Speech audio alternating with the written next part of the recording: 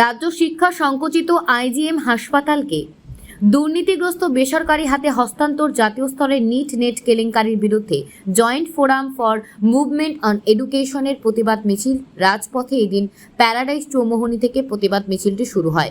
রাজধানীর বিভিন্ন পথে ঘুরে পুনরায় প্যারাডাইস চৌমুহনীতে এসে শেষ হয়, সবাই মিলিত হয়। ন্যাট এবং নেট যে স্ক্যাম হয়েছে কেলেঙ্কারি, এটা আমাদের দেশে তো বটেই, পৃথিবীতেও সর্ববৃহৎ কেলেঙ্কারি বলে অনেকে মনে করছেন। এটা যেমন একটা দিক, আমাদের রাজ্যে আপনারা সবাই জানেন আমাদের সংখ্যা ছিল এবং সেটা বাস্তবে পরিণত হয়েছে, বিদ্যাজ্যোতি ব্যর্থ প্রকল্পে পরিণত হয়েছে।